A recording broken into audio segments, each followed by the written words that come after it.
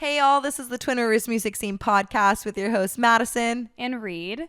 We're here to highlight local and upcoming musicians in and around New Braunfels, Texas. We believe the Texas and Americana music scene is what truly makes this town special, and we are so excited to provide a platform for y'all to hear straight from the artists themselves. We hope y'all enjoy the Twin Rivers Music Scene podcast and stay tuned for more interviews posted every other Friday.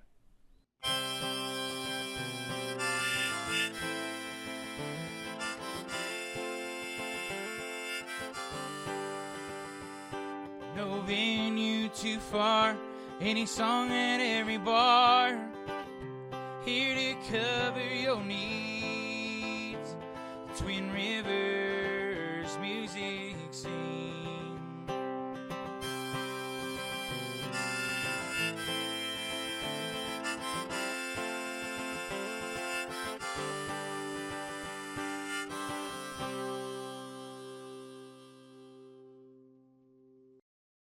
This next guest is a New Braunfels local who is very active in the music scene.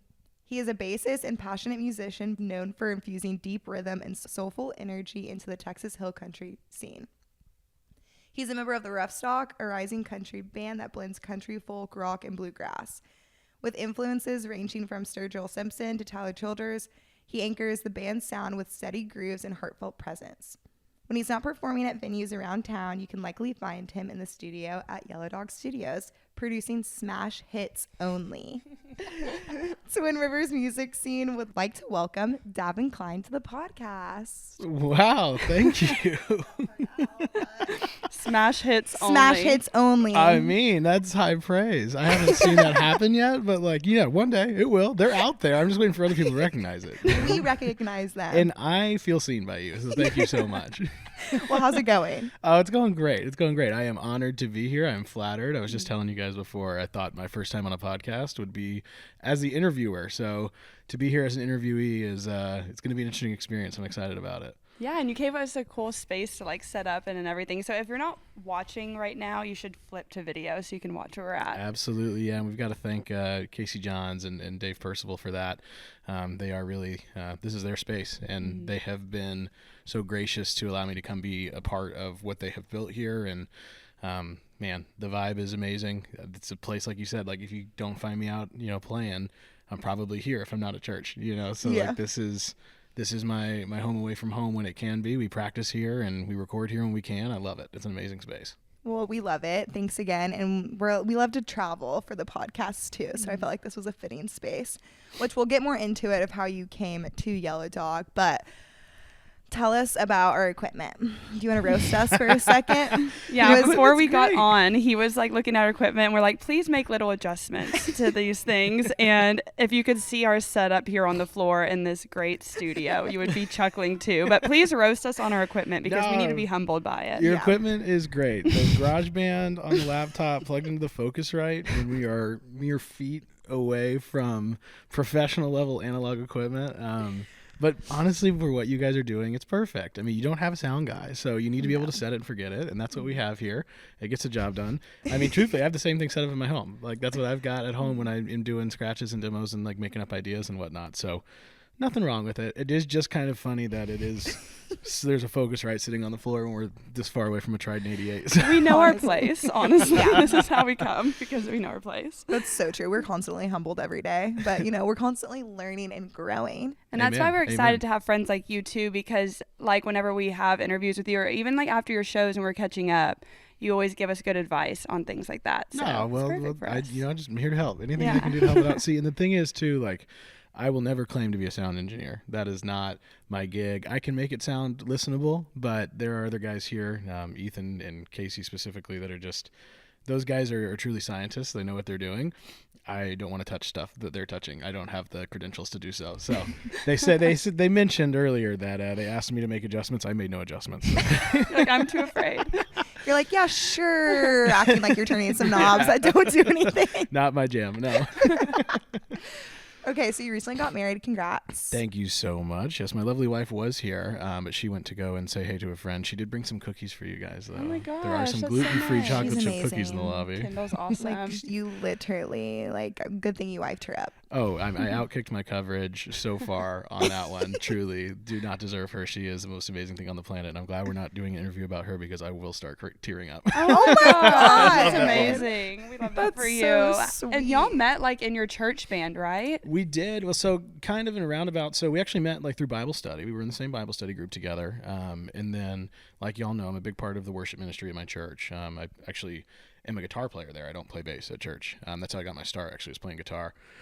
But she is an amazing vocalist. She's got a great voice, sings wonderful background harmonies. And so she joined the worship ministry as well. And we started doing that together. And ultimately, she just saw me ripping and fell in love. And the rest is history. She probably wouldn't agree with that. But Love at Y'all first had a- sight. Y'all had a good friendship, you all said before, right? we did. We had a phenomenal friendship. And I mean, we were really close friends for about 2 or 3 years. And it was this kind of thing where, you know, we were close, and I saw her and the way she interacted with others, and the love that she showed other people. And multiple people would ask me, like, "Why don't you date Kendall? You know, why don't you be with her?" And I'm like, "Guys, I would love to.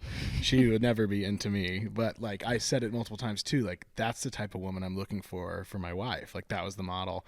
And then one day she changed her mind. I thought I was cool, and I was like, "All right, game over." After our first date, I literally told her, I was like, "You tell me when, and I'll buy the ring. Like I know what I need to know." Oh my I'm gosh. obsessed. I literally Why want is to kill this, like- myself. I'm like, This is such a great love story. And it's cute because when y'all are out together and we see y'all like after your shows and stuff, you can really tell from a third party perspective like that y'all feel that way. So Oh yeah, so she happy is for y'all. awesome. She's so supportive of me and supportive of the music. There have been times when I'm like, "Am I spending too much time on this?" She's like, "Nope, I love watching you play. You're so happy. Like, go and do it." And she always goes out to thrift shops and finds cool shirts and stuff for me and keeps me looking sweet. You know. that's Which so sweet. this was a question we had prepared for later, but that's a great way to segue into it. We love your style when you're on stage. Specifically, there was one day at Riley's where you were just like had the gold chain and the hat, and it was just like the best vibes. What vibe are you going for when you like get dressed to go on stage? Whatever Kendall thinks looks cool. You know, that's like she's the only person I'm trying to impress. Yeah. So, I mean, I don't know. I've always been one that like. You're either going to catch me in flip-flops and board shorts, or you're going to catch me wearing some cool shirt that I found at a thrift shop or that Kendall found for me at a thrift shop. The vibe is just, I try to do something that's me, that's unique. You know, I don't want to necessarily wear something everybody else wears. I mean, I have a day job and I have to wear a suit sometimes. And so, like, when I'm not doing that, I want to be as far from that as I Yeah. can be, you know. So, yeah, just something unique, something that feels like me. I like to be a little loud, you know. I'm a little bit loud as a person, and I like my style to reflect that when it can, yeah. Where are we thrifting? Oh, Kendall is a Goodwill queen. Love. She is all over that. But then honestly, like anywhere we can, and rest in peace. But the antique shop there in Green. I can't talk Yeah. about I it. know. That was a I good know. one. She found good stuff there all the time. I like the one downtown too. If you go down in the basement, they have Yeah, cool stuff. that one's super sweet. There's actually a really awesome one right outside of downtown New Braunfels. At St. Peter's and Paul. Yes. Yeah, Yeah, I've been there. there's like a thrift shop attached to the I got Catholic this Church. necklace there. I got these boots there. Shout out St. Peter's and Paul. These were $40 for a really sweet pair of Tony Lamas, and I wear the heck out of these things. Nice. Dang, Tony Lamas, that's iconic. I know. Okay, so you said that you first started guitar before you went into becoming a bass player. Yeah. How did you make that switch? So the switch itself was actually kind of an accident. So I could give you kind of my musical background. So I started let's as hear a it. trumpet player first. Yeah. Were you in school band? I was, yeah, like from 6th grade. I played the trumpet. And I dabbled in a couple things when I was younger. So my dad's a phenomenal musician, great fiddle player, awesome guitarist and whatnot. He's done it his whole life. And so I kind of grew up around it because of that. My first influences were actually Celtic music. He was a fiddle player in a Celtic band. That's cool. Yeah, so I grew up Interesting. at Celtic festivals and that kind of thing. And I'm still down to do a jig from now and then. Can you know? do like the river dancing? Is that the same thing? I pretend, yeah, it's the same I'm like, thing. can you show us? No.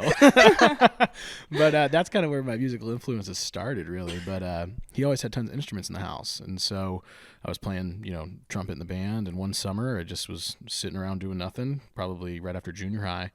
and he's got like 8 guitars on the wall. And I'm like, he doesn't mind if I touch these. I might as well pick one up and learn to play it. And so I did. And then very quickly got into playing guitar at church. He played at our church, and so brought me along to do that with him.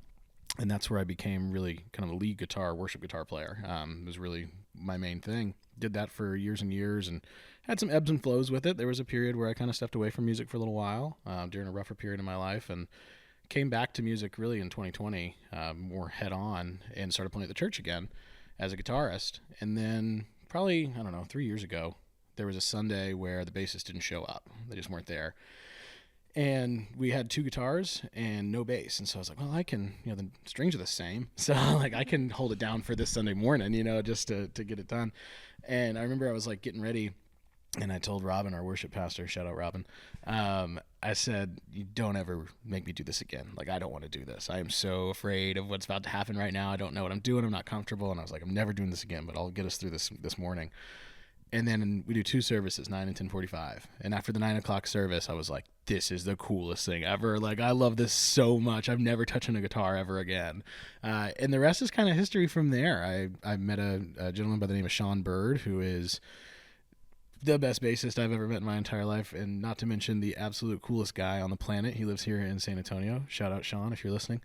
And took some lessons from him, and then just really threw on Exodus by Bob Marley and played the album top to bottom and started learning things. And I'm still trying to learn as much as I can today, but I don't ever want to touch a guitar ever again. I just want to play bass for the rest of my life. What's different about the 2? That like made you gravitate towards the bass when you picked it up? So everything in my kind of musical sphere comes from a place of worship first, right? That is where music started for me. That is the place that I will always do music, is in the church and as an act of worship. And so the thing for me, when I first played that Sunday morning, when you're playing guitar, when you're playing lead, and you're a guy like me that's really not that great, like I can get it done. I can fake it till I make it, but I'm not fluent on the fretboard. I don't, just know this stuff backwards and forwards, I got to play, when I was playing the bass, I wasn't thinking. I was just kind of feeling, right? And I was there, and I was able to worship in those moments, right? And that was just like the coolest thing for me, because like the reason we all love music is how it makes us feel, right? And so I really got to like connect with those feelings while I was doing it in the moment. And that translates, out into the secular world here too, like playing out in the bars and playing with the Roughstock and doing those sorts of things of, I'm not thinking, I'm just playing, and I'm in the moment, and I'm making stupid faces at Zach, and I'm like, I'm just like having a good time, and that was really kind of the thing that like, when I played guitar, I was like, okay, I got to think about every little note and what pattern is next and what's going to sound cool and what's not. And on the bass, it just happens, and I love it. I miss notes from time to time, but but no it's okay. It's worth it. That's cool. Is there like a stereotypical kind of bass player that you would describe, or is everyone so different? Because some people give like stereotypes of different instrument players and stuff. There are a number of stereotypes. There are different types of bassists for sure. For me, the time that I saw a bassist and I was like, I want to be that guy, is the bassist for a band called Revolution. They're a reggae group, and their bassist is a big white dude, built similarly to me. And when he's on stage, he's rocking, jeans and a jersey, like a basketball jersey typically, and a backwards hat.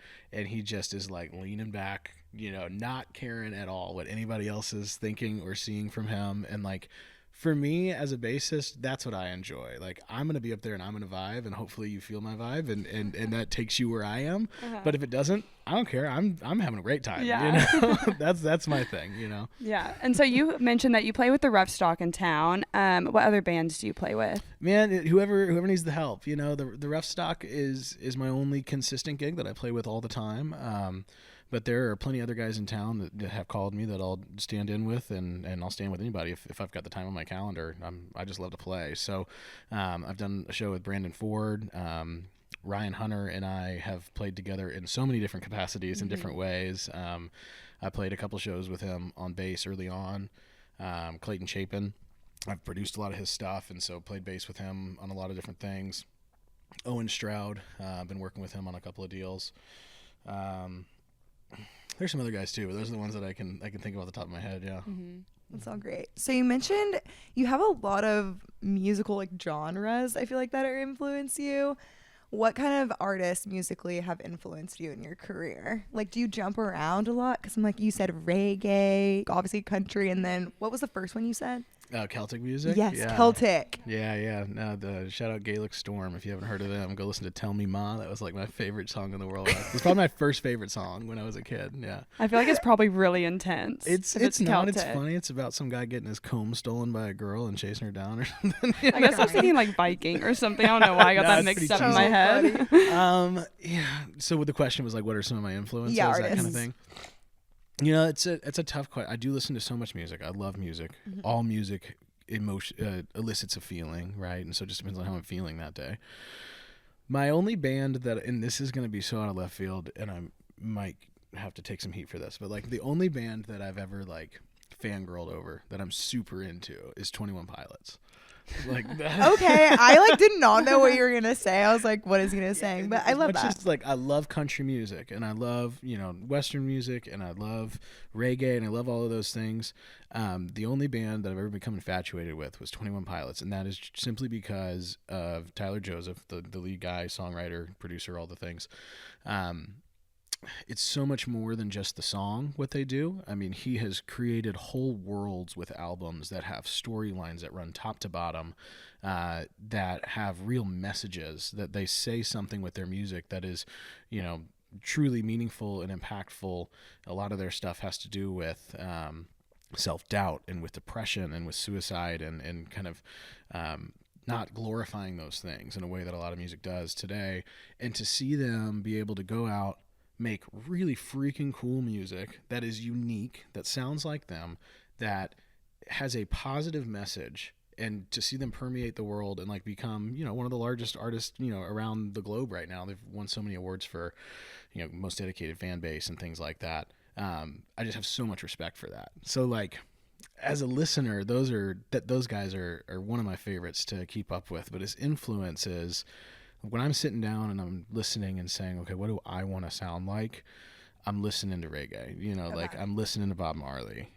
That's kind of my main stuff there. And then I'll also listen to, some San Diego soul. Like I want to be in that world. So I've studied some of James Jamerson, who is just kind of the Motown god, but then listening to like The Sacred Souls and guys like that are just smooth with it, that's the goal.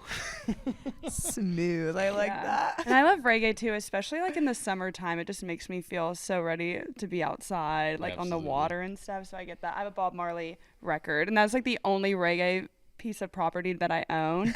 And I got it because I was like, oh, this is so like, you have to have this for a record player. But I listen to it all the time. Oh, absolutely. So well, and it's funny. So Bob Marley, I'll tell you guys kind of how I became introduced to Bob Marley, right? So like I was raised by some pretty white people, like Same. Shout out mom and dad, love you guys. My dad was a Celtic fiddle player, I'm obsessed. Like, I need to meet this guy. Yeah, but it was actually, so I grew up in Dickinson, Texas, which is down near Galveston. That's crazy. I'm from Friendswood. Shut up. So like right next door. All right, well, I don't know if we can talk after this. Right. Tell me the Dickinson tea. Oh my gosh. When did you graduate from Friendswood? 2016. Okay, so we would have missed each other by a decent little bit, but yeah. I was a Gator. But anyway, so when I was younger, and you were probably here, there for that, what was it? It was maybe Ike. I think Hurricane Ike when that came through. I don't remember what grade I was in, maybe 6th or something like that, or 7th. It was kind of scary, right? There's a hurricane coming through, and we lived in these big piney woods and whatnot, and there's trees falling down. Well, I was also fascinated by it, and so my dad and I, we went and sat out in the garage and lifted the garage door because the way the wind was blowing, like we were safe right there. And he put on Bob Marley and the Wailers, like Legends album, just kind of greatest hits. And that was really the first time I remember truly listening to Bob Marley, like Three Little Birds and that kind of stuff. And from there I was like, yeah, this is pretty sweet. And so like that's my first memory of reggae music, and it was something that kind of truly literally calmed me in a storm. And the rest was kind of history from there. That's where I took that from. Yeah. That's so funny. It's a good little story. I just lost my train of thought. Okay. When you were talking about 21 Pilots, you were kind of talking about aspects of a song. What do you think out of all of those, like, truly make a good song?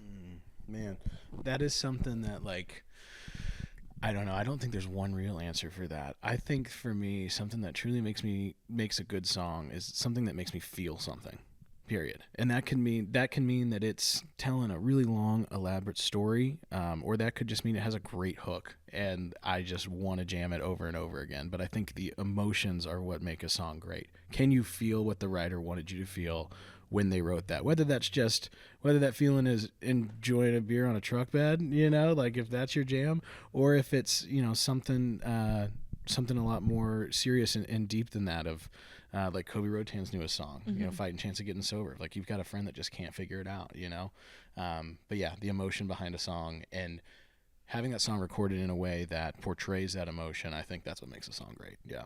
Mm-hmm. So how did you get in the space of producing? I know you said you're not gonna take the title as like an engineer producer, but tell us how you kind of got involved with that space. On accident, actually. All these accidents. We love a good accident. And it happened, actually, I just brought him up, Kobe Rotan. Like, that was kind of how that happened. So Kobe and I are buddies, and we'd been buddies for a little while, and he came to me and was like, hey, I want to record some songs. And you've told me, like, you know some folks that can maybe help with that. I was like, yeah. I was like, I've never done this, but I know some guys. And so the sound guy at our church actually was a dude by the name of Colin Tucker, who was an intern and then worked here at Yellow Dog Studios back when it was in Wimberley. So I went to Colin and said, hey, I've got a buddy, wants to record. And so Colin hooked us up, and we went into the studio in Wimberley and had some awesome guys come along and play with us. I think Bob Driver played bass on that one, and Alex Lugwood played drums, and Bobby Bolin played fiddle. So yeah, and I think actually Simon Hernandez played guitar on that too. Anyway, we went there to Yellow Dog, and I kind of helped line up some players because I knew some guys, and Colin lined up some of the players as well. And I was like, I just want to come and see how this works. I'm fascinated by this process. I'd never been in the studio for a project. And sat there and just kind of slowly, as the project went on, just kind of making suggestions and whatnot. And then it kind of ended up with me sitting next to Colin, and he and I calling a lot of shots. And I was like, this is freaking sweet. And this is what I want to do, kind of forever. And so I told you guys, like, I grew up playing in the church, and I still play in the church today. And part of that is I've been an MD for a long time. So a music director on stage is someone, I've got a talkback mic, and I'm talking into the ears of the other players on stage, right? And so the way that we do things, we have a song that we're playing, but there may come a moment in the song where it just kind of starts looping, and it just becomes spontaneous. And so that's where emotion comes in. As the MD, I'm kind of feeling the room or feeling the song or feeling what I'm feeling, and then calling the band to head that direction, hey, add the drums in here, or like, put the bass in here, like, we're going to do a stop on this thing, get really big, calling different things like that, kind of live producing. And that was what I'd been doing just growing up. And so when I got to do it in the studio, like studio producing, I was just like, wait, this is like being an MD, but like way cooler. And so, yeah, that was the first time that I did anything. And we're proud of those first 5 songs. Mm-hmm. You can tell they're our first project. But I mean, Kobe sounded great, and he wrote amazing songs, and we had a blast with it and had great players. And then from there, I got to work with some other guys, and yeah, I'm a few projects in at this point now. I think I've probably 4 or 5, or maybe actually more than that if you count some of the co-producing stuff. But yeah. I would love to know, like, what the learning process is with all the equipment and, like, the boards and stuff. Is that something that just takes time and repetition, or, like, how did you go about that? Yeah, absolutely. That's a great question. I know nothing about any of that. So that's important. That's important for me to, to call out. So, like, if we brought an artist in here right now and they wanted to record, I would not be able to sit down at that board and make it sound the way that Casey Johns does, or the way that Ethan Lugbauer does, or Dave Percival, or any of those guys. When I'm producing for an artist, I have an engineer with me. I've got somebody whose job it is to actually turn those knobs and turn those levers and make the sounds right. But I get to use my ears and say, hey, Ethan, could you make that snare drum sound more yellow? I don't actually say that, but something like that. Feel it, exactly. Yeah. No, that's an old quote. But I'm kind of, I'll use my ears and just say, hey, I want it to sound more open or tighter, or use some word to describe it, a little more oaky, I don't know, whatever. It just makes sense though, right? And then from there, one of those guys that is way more knowledgeable than me will make those changes, because this equipment that we have in here is really awesome analog equipment that is more than just like what I can do at home on Pro Tools or on GarageBand, because I can mix my buddies when they're out live and make it sound good and do it at home, but I have not learned all the ins and outs of this stuff here. I ask questions, and because I'm always trying to learn, I'll never get to the place where I don't need one of those guys, to be in there with me. Yeah. What's been like a memorable like recording studio experience that you've had in here? Man. I mean, I think the first one, of course, out in Wimberley was awesome because that space was so cool. The most memorable experience in here was building this place. When Casey made the decision to leave the place in Wimberley and found this building, there was a few of us that were just like, hey, we're here to back you up. We're going to do whatever we can. And I was working at the time, so, I couldn't be here all day every day, but anytime I could be, I was here in the evenings. It was cold outside. I remember that. It was kind of over the winter. And yeah, we just would come in here and rip the floors up and paint the walls and put the things together. And, Ethan had to crawl the big snake from the back all the way through the ceiling up over here and whatnot. And just, there were so many things. And I think that, Phil Hook, who's an amazing drummer and producer in his own right, he introduced me to Steven Wilson Jr. while we were doing this and got to hear those albums. Son of a Father, I think, had just come out or something like that. There have been so many cool recording moments, but I think the moments in here, like putting the paint on the walls and like, building these windows and like doing that kind of stuff, like getting to see it kind of go from the ground up and getting to watch Casey too, who is just like so committed to this place and just puts his entire heart in it, to be able to come and be alongside him and help him.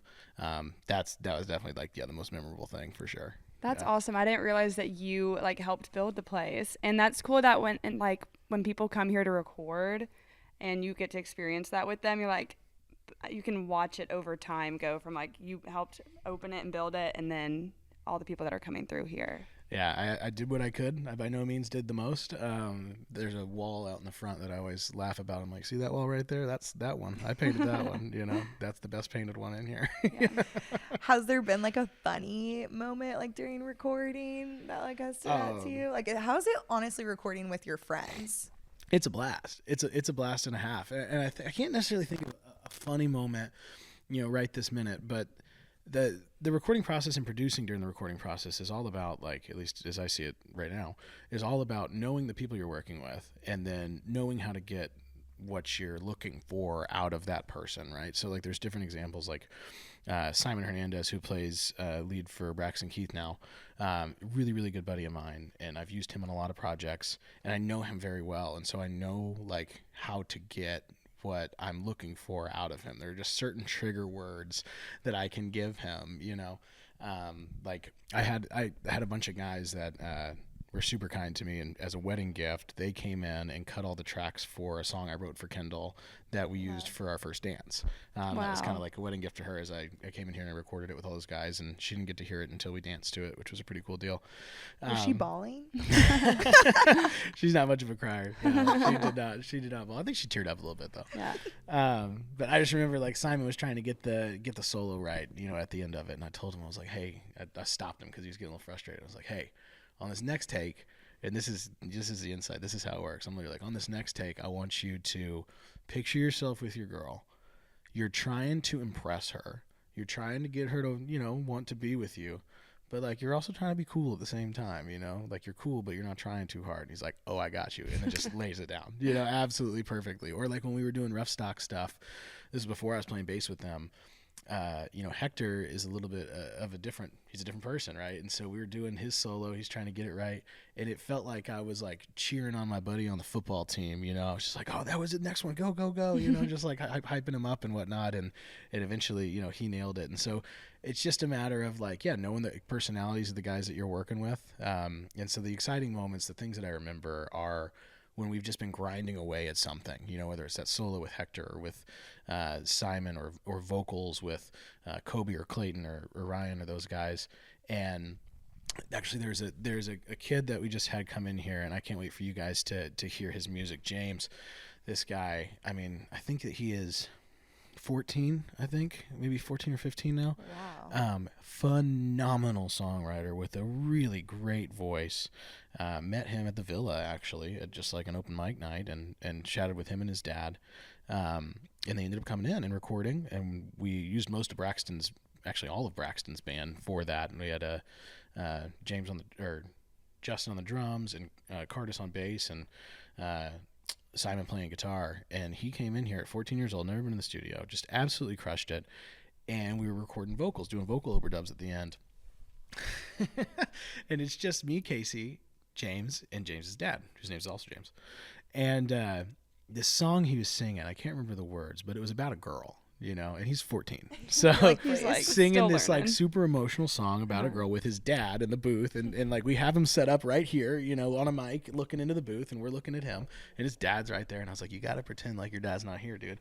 And I can't remember, like we did a few takes and they were good, but it just wasn't exactly right emotionally. And so I remember I was just like, hey, I said, on this next one, like, close your eyes and imagine that you're singing this to her, whoever she is. And I said, forget that your dad's here, and he just nailed it.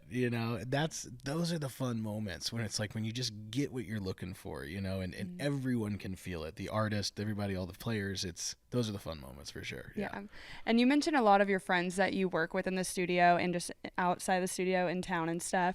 How would you describe the New Braunfels music scene, like as a community of musicians, and how is that different from like other cities, would you say? Yeah, that's a great question. I can't speak too much to other cities because I've only lived here. Yeah. But I've heard things. I think the thing that I love so much about this place and the music scene in this city is we are all friends. Nobody that I know is trying to do anything but help the person next to them, right? Like none of us are trying to make it at the expense of anyone else. It's very much this kind of rising tides lift all boats, and everybody has their own path that they're on. Everybody's doing their own thing right now, has their own way that they're trying to get there.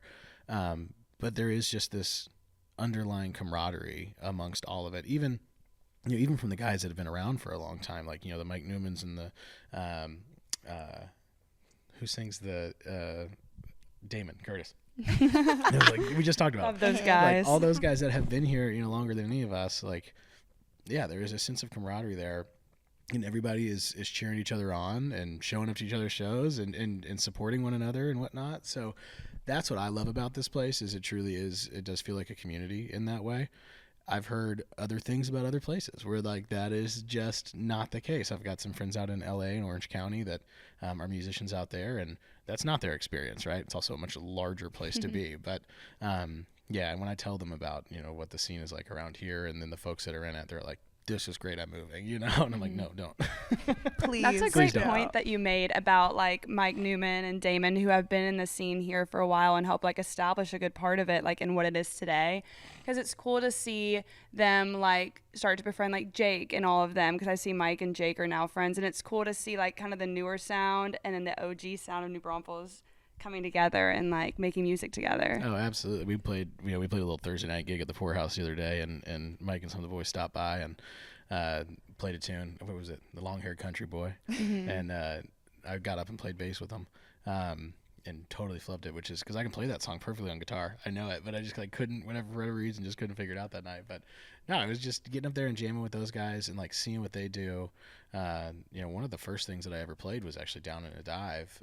When I think you guys know this, right? I used to play guitar and sing and do like an acoustic thing around town.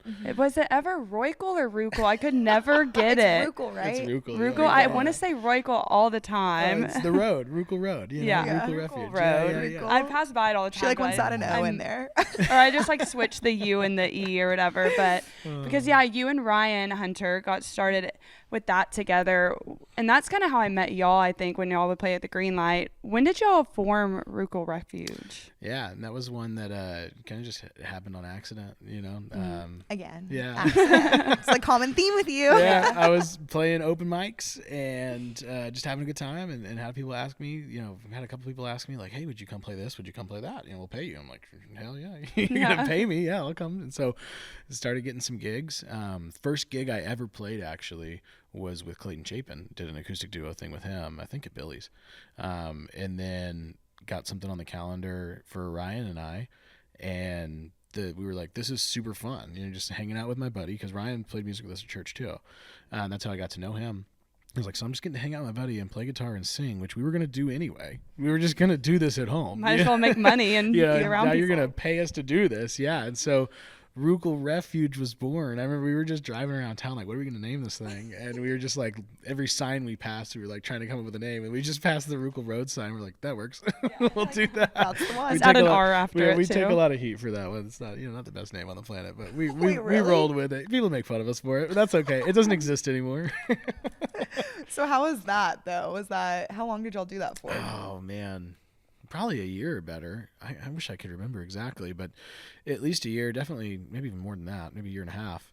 And that was a blast. I mean, truly, that's kind of, it was instrumental for both Ryan and I in different ways. Like, it got me into kind of the business side of things and like understanding like, oh, okay, this is just a business like any other, 'cause that's my background. I have a master's in accounting and I've worked in the consulting world and done that kind of thing. And business is another passion of mine. And so I realized like, okay, that's how this works. And booking, it got me interested in that and doing some of that stuff for other guys. And, yeah, I mean, we had a blast with it. It teaches you how to keep a crowd engaged, and tell a story and do that kind of thing when you're just two guys and two acoustic guitars and, 30 people looking at you. And then there were also a few shows where it was just two guys and two acoustic guitars and that was it. There's nobody out there. And so we would actually play for 3 hours. There's one show I can remember specifically. I don't remember where we were, maybe Inferno's or something, but there's nobody out there, not a single soul. And we just played a 3-hour set to the chairs and we just talked to the chairs. Nice. It's like how you paid learn. rehearsal at that Straight point. up, yeah. What are some of your favorite bars around New Braunfels to play at? Oh man, to play at. There's a few. I mean, the Villa's fun. The Villa's definitely fun. I don't know if Green Hall counts as a bar, but Or venue. Bar venue. If it's a bar, then then definitely Green Hall. I mean, that's always a blast. And at first, I'll be so honest about this. At first, I was a Cowboys and Cadillacs hater. I was. I'm okay. I was. Yeah. I used to be. I have changed my mind. We played there a couple of times, and as a musician, they take great care of you. Like they compensated us well. The stage is phenomenal. There's a great sound guy. Like the crowd is engaged. I mean, they won me over. Like I love playing at that venue as a musician. I enjoy that stage. Yeah. And you probably have such a good experience playing there too, because Michael Mode does the booking, right? And he's a musician himself, so of course he's gonna like treat the musicians with how like they expect to be treated as well, and like compensated. So that's a cool like thing that you like. Yeah, that. they do a great job. So because I know that's a polarizing topic in town, but It's just a different vibe. You know what? It is a polarizing topic, but I'm gonna go out here and I'm gonna say it. Love it or hate it, I'm a fan. But Love at that least for people you. are talking about it. They're talking about it, and that's all you need. And that's what matters. You know what? I'm also, I'm a believer in the free open market, and if somebody wants to go and start a business and be successful at it, more power to you. True. True. They're offering something brand new, and so people just have to get used to it, or it's not their thing. Right, So exactly. This It's is like- not a paid endorsement. Just yeah. People are going. So Yeah. yeah. I was curious though to see how they were going to do that with the stage, just because I didn't know if it was going to be so loud like downtown, just because it's not I feel enclosed. like it's kind of the perfect. It's like actually just puts music on the street, which is sweet. No, it's perfect. It's awesome. Yeah. I love it's it. awesome. I mean, How we is played there- loading in? Oh, it's the worst. Get the freaking elevator fixed, please. It's always broken. I know. So like, yeah, I mean, I complain. I got to carry a big bass cab, but like then we've got like in the Roughstock, we've got Derek, who's got all his steel gear, which is a lot of gear, and then Zach has to carry all his drums up. But I mean, he's fine. We don't really Yeah, he's gonna do it. He's all right. Yeah, we end up carrying all his stuff for him anyway. That's Zach, not true. He's carry gonna your be fixing shit. So you're really well-rounded in the space. Like you're a great producer. I feel like you have a great ear for music, which most musicians do. But I feel like it's one thing to know yourself, and it's another thing to know other people and like what they can do. What's your favorite though in the space to do? Like, do you love the business side? Do you love playing music? Do you love producing and seeing that form? What would you say? Ah, man, that's a really good question. I think it depends on the day. Some nights I'm just super jazzed up and excited to go play a show with my buddies. I'm just really excited about that. But then, if I'm able to line the time up to be in the studio and to produce, and it's a project I'm excited about, songs that I love, that is next to nothing as far as like what's most enjoyable. But I don't know. I think that, like, for me, I am one who is energized by new relationships. Like, I love meeting people and talking to people. That's my favorite part about any of this is being out and getting to meet other people and whatnot. I mean, you guys know how important my faith is to me and how big a part of my life that is. And so getting to be able to meet people and, like, do my best to try and show them Christ's love through an interaction, which I am not perfect at and I've messed up plenty of times. That's my favorite part about this. Yeah, is to get to meet people and invite them to church. Speaking of the faith, Roughstock, y'all are writing a song that's like a gospel song or something right now, correct? Yeah, it's called I think it's called My Friend. But yeah, it's a song about Jesus. Jake wrote this one, and he wrote this one top to bottom. And that was it was another kind of cool example of, like, he wrote the song and he brought it to us at a practice. I think we were at Jason's place. And he's like, hey, I don't really know exactly how every piece of this goes, but I've got it written and I haven't figured out the chords for the bridge. So I was like, okay, well, just start playing it. And so he played it. And then he kind of stopped. He's like, I don't know how the bridge goes. And I was like, I do. Like, just play it. And he was like, okay. And so I was like, keep singing. I'm going to play. And so it was a thing where there was no music written for the bridge, and I had never heard the bridge, but it was just like, I know exactly how this bridge goes. And it landed perfectly. That one's a battle right now, though. We can't figure out exactly how we want to produce it. If it's going to be super slow, if we're going to speed it up. There's too many options with it. But yeah, we're working on a Jesus tune. Yeah. I love it. I remember him telling us that, and he was like, I didn't know if they wanted to be included on it or not, like the whole band. And I thought it was cute that everybody in the band was like, no, we want to be on it. Like, don't do that without us. Oh, 100%. 100%. Yeah, because we do original music at our church, actually. We have music out on Spotify, and Robin, our worship pastor, is an amazing singer-songwriter in his own right. And so he'll write worship tunes for the church, and gotten to be a part of that process. And so I'm like, to get to be a part of, like, a gospel tune that's not for the church necessarily, but, like, that is just like a love letter to my friend Jesus, I was stoked on it. I was like, absolutely, we're doing this song. This is going to be great. Yeah. Well, I want to applaud you for, like, that's definitely your purpose with music and sharing the word in Christ, and I think it's great, and I love talking to you about it and Jake about it, so I just want to applaud you because you're doing great, and I feel like everybody feels the love when you talk to them about it too. Well, thank you so much. I appreciate that. And this industry specifically is in the scene, it's hard to, you're not always going to be friends with everybody. You can't be. You're going to do something that's going to upset somebody, right? And I've done things that have upset people, and I've apologized for those things, and it's hard to do, but like you said, I do truly feel like my purpose in this space is to show people the love of Christ to the best of my ability, and to try and point them to Him in a place where He isn't always present, and I love that. And I love that I get invited into the circle still, even though I'm going to talk about Jesus. You're like, please invite me. Yeah. At least Jesus is my friend. Straight up. You don't have to be, but you know what? He is. He is, yeah. So what is coming up for you? What are you excited about? Any projects that you're involved in? Man, so the biggest one is the Roughstock. We've got a slate of, I think we're up to 8 or 9 songs now, that our goal is to have these things recorded, by the end of the year. I'm not teasing a release date because we don't have it. We haven't recorded them yet. So we would love to have these things released way sooner than later. Zach has threatened multiple times that if we don't have music out by the end of the year, he's going to quit the band, but I know he's kidding. He's such a little bully, honestly. Zach is a bully. You're like, oh, please, we're moving on. Yeah, Zach is a bully. Zach. He hurts my feelings regularly. He knows oh my God, How we could need you do that? We need to have him so y'all can talk about hey, it. chat, can everybody spam the comments with "Be nice to Daven"? Like, Zach, stop. That's so funny. Love you, Zach. Love you, buddy. I love you. That's the next biggest thing right now, is just getting the Roughstock recorded. Right, there's some songs coming from that. And then there's a couple of projects. Clayton Chapin and I have. He has a song that he wrote that we recorded, and like the vibe is there, but it's just not quite right. So we're trying to get that right. And then he's got a few more songs chambered up that he wants to do. So that'll be a new project coming soon. And then this James kid, What's his last name? Do you know?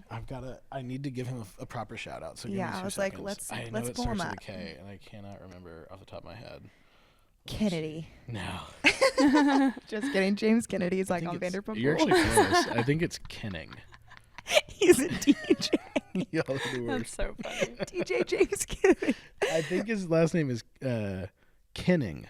I was Kenning. close. You were not Yes. far off. Yeah. Honestly, Yeah. I'll give that to myself. It's okay that I'm not getting his name right now because you're gonna know his name. This kid is phenomenal. Like you're gonna be like, is that the guy Davin was talking about? Yeah, no, that's the kid. He's phenomenal. So that one I'm really excited about his project. The 2 songs that are recorded from him and the ones that are coming down the pipe. So musically, those are the biggest things right now. Yeah, absolutely. That's super exciting. Do you have any gigs coming up? The Roughstock. You know, September is a light month for us, and that's kind of where we're at. I think we're playing at like the Villa or something. Do like y'all that. experience like what do you think like the heightened months are, like the busier months are? I mean, summertime always kicks up, right? There's definitely a lot of stuff going on in the summer, but the fall, like now, like this is really kind of this is what I see as kind of one of the bigger times. The kids are back at college, you know, so God. there's stuff going on here. Yeah. So the college kids are coming out.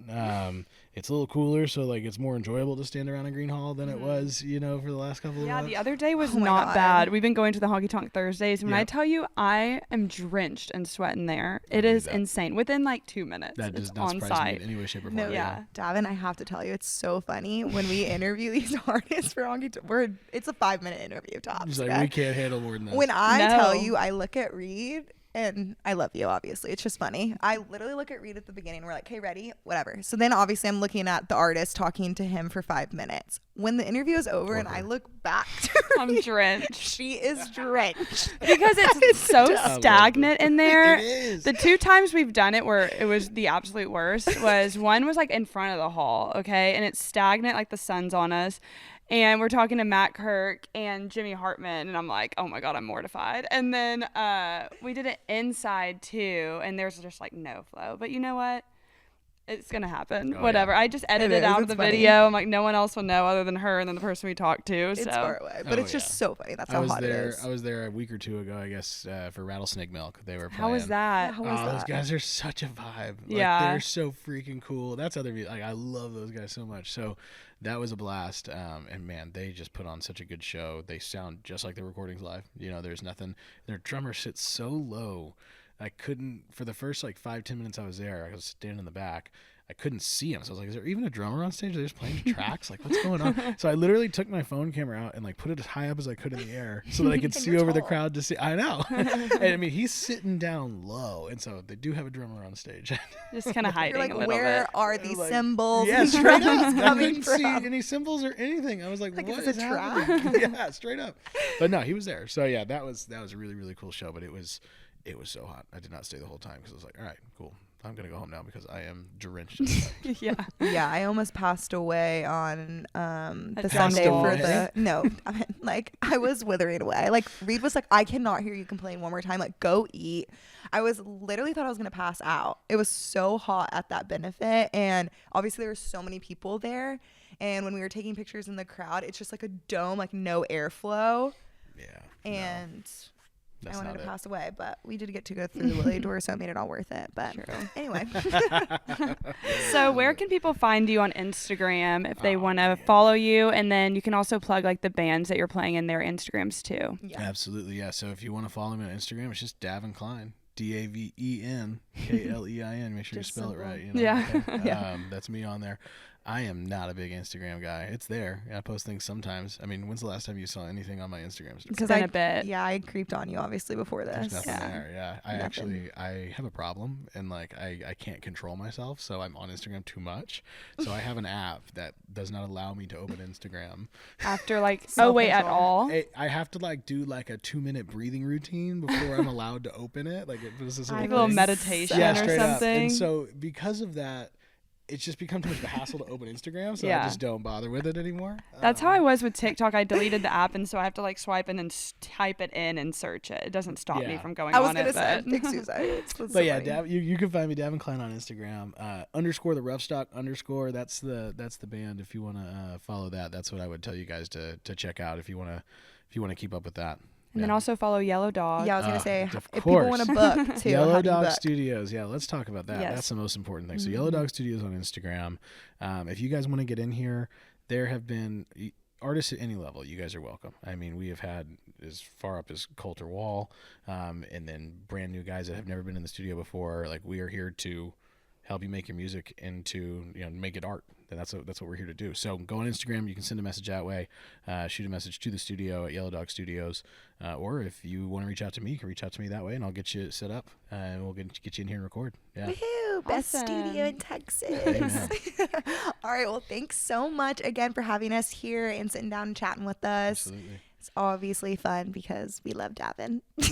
Well, thank you, ladies. I am honored. I appreciate you guys. Thanks for coming to the studio. Of course. First podcast is done. Your first Oh, ever. yeah. Oh, and Yes. also this is our first podcast of, I mean, you're obviously a musician, but this was our first podcast of kind of doing, like, breaking the little. First bass player, Yeah. first More than producer. just, Producer. singer-songwriter. Yeah, so Yeah. we're expanding. Look at us now, people. I'm just Look kidding. at them go. Hey, keep track of these girls. The sky's the limit. All right. All right. Well, again, this has been the Twin Rivers Music Scene podcast with your hosts, Madison and Reed, and our guest, Daven Klein. Make sure to spell it right, too. Just kidding.